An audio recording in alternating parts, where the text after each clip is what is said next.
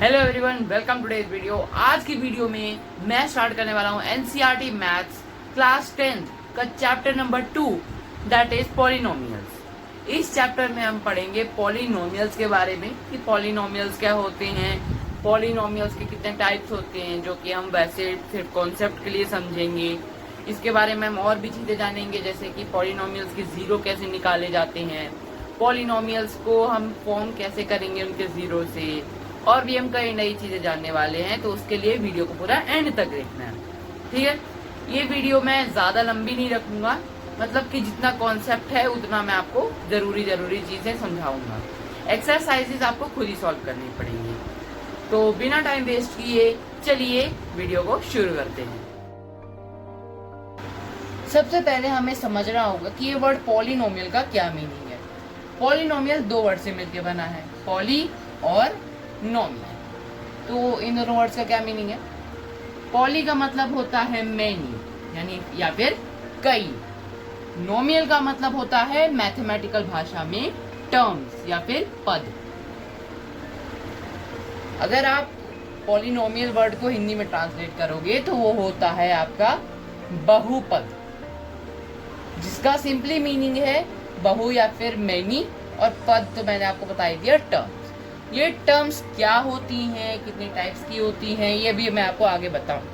पर अभी यही समझ लो आप पॉलिनोमियल क्या है। पॉलिनोमियल कई सारे टर्म्स या फिर कई सारे भाग या फिर कई सारे पार्ट्स का एक कॉम्बिनेशन है। टर्म्स या फिर पद को आप भाग या फिर पार्ट भी बोल सकते हो। Okay, polynomial is collection of many parts. ठीक है, अभी पार्ट क्या है मैं आपको अभी आपको एग्जांपल के साथ बताता हूँ। तो मैं इनके कुछ एग्जांपल दे देता हूँ आपको। जैसे कि यहाँ पे आपका एग्जांपल हो गया 2x³ + 4xz + 3। अगर आप अब यहाँ पे इसके सामने इज इक्वल टू करके 0 लगा दोगे तो ये आपकी क्या बन जाएगी? ये आपकी बन जाएगी इक्वेशन। ओके, इक्वेशन के बारे में अभी आप आगे अगले चैप्टर में पढ़ोगे। अब इसके लिए मैं भी आपको यहाँ पे नहीं पढ़ा रहा हूँ, नहीं तो और कंफ्यूजन हो जाएगी। पहले ये समझ लेते हैं, ठीक है। तो ये है आपका पॉलिनोमियल एक। इस पॉलिनोमियल के 3 पार्ट आपको दिख रहे हैं। अगर आपको नहीं समझ आ रहा है कि पार्ट कैसे हुए भी आपको बताऊंगा। आपके ये 3 पार्ट हो जाएंगे, ये 2x³, फिर हो जाएगा ये 4xz और ये 3, ठीक है। एक और आपको एग्जाम्पल देता हूँ। ये आपका एग्जाम्पल हो जाएगा ये 3x - 9, ठीक है। ये छोटा हो गया, ये इससे छोटा है, तो इसके भी 2 पार्ट्स हैं, 3x और 9, ठीक है। 3x या फिर -9 भी बोल सकते हो। तो यहाँ पे आपको ये मेरे को कैसे पता लगाना है, कैसे हम पता लगाएंगे कि यहाँ पे ये 3 पार्ट हुए, ये 2 पार्ट हुए। हम क्या, ऐसा क्यों नहीं है कि ये 3 पार्ट हो जाए, 3x और -9, ऐसा क्यों नहीं है? अभी मैं आपको बता। अगर मैं आपकी ये पॉलिनोमियल को देखूं तो इस पॉलिनोमियल में 3 पार्ट्स हैं, एक ये और एक ये।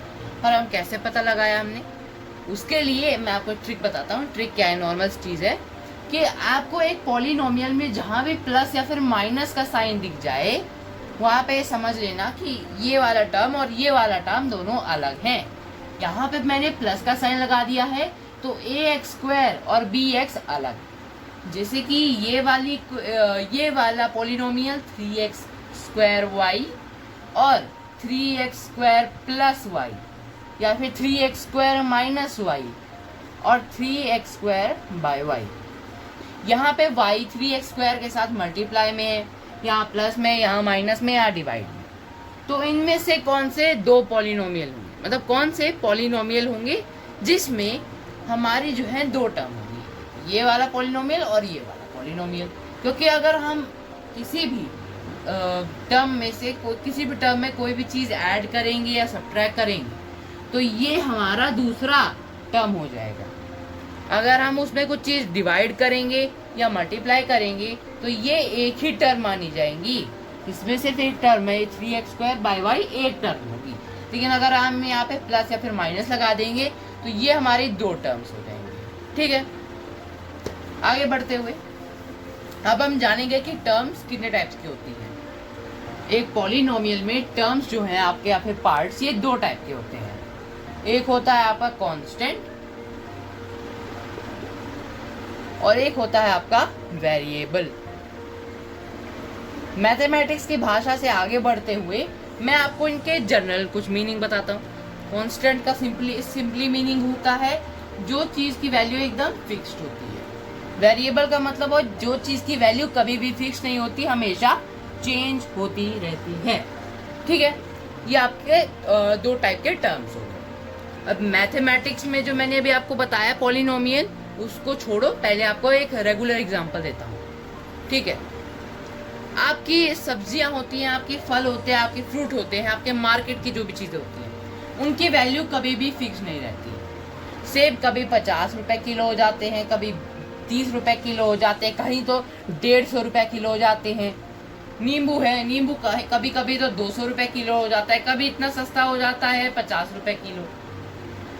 कभी कभी कुछ सब्जियां होती हैं जो कि मम्मी एक महीने में 3 या 4 बार भी मुश्किल से बनाती हैं, और कभी कभार ऐसा होता है कि वही सब्जियां हर रोज एक दिन में 3 टाइम हमें खाने को मिलती हैं। ऐसा क्यों? क्योंकि इनकी वैल्यू कभी भी फिक्स नहीं रहती, इनकी वैल्यू हमेशा चेंज होती रहती है ना। तो ये जो चीज़ है ये हमारी वेरिएबल हो जाएंगी। ठीक है, कांस्टेंट वो चीज़ें होती है जिनकी वैल्यू हमेशा फिक्स रहती है। ओके, जैसे मार्केट में कोई भी पैक्ड फूड होता है, जैसे कि 50-50 बिस्किट है, 5 रुपए की आती है, 5 रुपए की ही काफ़ी टाइम तक रहती है। ठीक है, तो ये इसकी वैल्यू जो है एक तरह से कह लो फिक्स्ड है। ठीक है, ये वैसे भी कोई एग्जैक्ट एग्जांपल नहीं है, मैं आपको ये समझाने के लिए कर रहा हूँ। ओके, तो ये जो है ये आपका कांस्टेंट वैल्यू रहती है, इसकी फिक्स रहती है। कुरकुरे है आपके, कुरकुरे वो सिर्फ 10 रुपीज़ के आते हैं, कोई 5 रुपीज़ के आते हैं। इनकी वैल्यू ऐसा तो नहीं है हर महीने चेंज होती रहेगी, 5 रुपए से कभी 7 रुपए हो गया, कभी कभी 2 रुपए हो गया, ऐसा तो नहीं होता ना। क्यों नहीं होता? क्योंकि इनकी वैल्यू जो है फिक्स्ड है, इनकी वैल्यूज चेंज नहीं होती। तो ये आपके दो तरह के टर्म्स के मैंने एग्जाम्पल दे दिए। अब अगर मैं बात करूं इनके मैथमेटिक्स या फिर आपके पॉलिनोमियल के बेसिस पे एग्जाम्पल्स, तो वो आपके कुछ इस टाइप के होंगे। 2x² + 3। ठीक है, इसमें आपका जो है ये वेरिएबल हो जाएगा, ये आपका कांस्टेंट हो जाएगा। क्यों? क्योंकि ये 3 है, 3 की वैल्यू 3 रहेगी, चाहे आप इसे कहीं भी यूज कर लो। ऐसा तो नहीं है ना 3 जादू से कहीं 4 बन रहा है, कहीं 1 बन रहा है, नहीं होगा ना ऐसा, इसकी वैल्यू फिक्स रहेगी। पर हमें यहाँ पे 2 की वैल्यू तो पता है, पर x की वैल्यू नहीं पता। x 1 भी हो सकता है, 2 हो सकता है, 0 हो सकता है, -1 हो सकता है, इन्फिनिटी हो सकता है, हमें नहीं पता। कुछ भी वैल्यू इसकी हो सकती है, कुछ भी हमें पता ही नहीं इसकी वैल्यू। तो ये हमारा वेरिएबल टर्म हो जाएगा, ये हमारी कांस्टेंट टर्म हो जाएगी। ये सब आपने 9th क्लास में पढ़ा है, लेकिन पहले आपको पूरा कॉन्सेप्ट मैं क्लियर करवा रहा हूँ। ठीक है, आपको कॉन्सेप्ट क्लियर होगा तभी जाके आप आगे एक्सरसाइजेस को कर पाओगे। ठीक है, तो आपके जो वेरिएबल होते हैं, वेरिएबल टर्म जैसे कि 3x², 3x³, 4y, 4a, ए यहाँ पे वेरिएबल होता है। तो इसमें जो 3, 4, 4 ये जो लगी हुई हैं, 3 या फिर 4 या फिर 4, ये साथ में मल्टीप्लाई में है। ठीक है, मल्टीप्लाई और डिवाइड मैंने बताया था, अगर हम किसी भी टर्म में कोई भी चीज़ मल्टीप्लाई या डिवाइड करेंगे तो वो टर्म उसी टर्म के बेसिस पे काउंट होगी। एक ही टर्म है, ये 2 टर्म या फिर 3 टर्म्स नहीं कहलाएंगी, है ना। तो यहाँ पे 3, 4, 4 क्या हो जाएगा? ये आपका हो जाएगा कोएफिशिएंट। ठीक है, ये आपका कोएफिशिएंट कहलाएगा। जो भी चीज़ वेरिएबल के साथ लगी रहती है, साथ में जिस कोई भी कांस्टेंट वैल्यू वेरिएबल के साथ लगी रहेगी, तो वो हमारा कोएफिशिएंट कहलाएगा। ठीक है, तो ये आपका पॉलिनोमियल्स का बेसिक नॉलेज, बेसिक कॉन्सेप्ट आपका यहाँ पे क्लियर हो गया। अब नेक्स्ट वीडियो में हम ये पढ़ेंगे कि आगे हम इन पॉलिनोमियल्स के जीरो कैसे निकालें।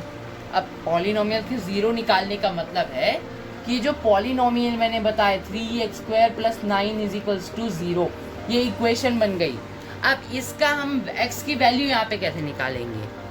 अब क्योंकि मैंने आपको बताया था कि अगर यहाँ पे आपका = दे रखा है, तब आपके पास ये इक्वेशन बन जाएगी। ठीक है, तो हम एक्चुअली पॉलिनोमियल के इक्वेशंस की वैल्यू 0 निकालने वाले हैं। तो यहाँ पे x की वैल्यू आपकी हो जाएगी x² हो जाएगा आपका या -9/3 यानी कि -3। तो x की वैल्यू आपकी हो जाएगी √-। Okay, moving on. तो आपके अब इस वीडियो में मैंने आपको क्या क्या बताया। मैंने आपको इस वीडियो में बताया कि जो आपका पॉलिनोमियल है उसका मीनिंग क्या है। मैंने आपको ये भी बताया कि जो पॉलिनोमियल है उसमें टर्म्स क्या होती हैं। मैंने आपको ये भी बताया कि ये जो टर्म्स है कितने टाइप्स की होती हैं। मैंने आपको इसको एग्जाम्पल के साथ भी क्लियर करवाया। अब नेक्स्ट वीडियो में मैंने आपको जैसे कि बताया, मैं नेक्स्ट वीडियो में आपको बताऊंगा कि इन पॉलिनोमियल्स के ज़ीरोज़ कैसे निकाले जाते हैं। मैं यह भी आपको बताऊंगा कि इनकी जो बेसिक फॉर्मेशन है, बेसिक स्ट्रक्चर क्या होता है इन पॉलिनोमियल्स का, एंड सो मच मोर। तो आज के लिए बस इतना ही। नेक्स्ट वीडियो में हम ये सब जानेंगे। Like, subscribe and share for more amazing content. So that's all for today. Thanks for watching and take care.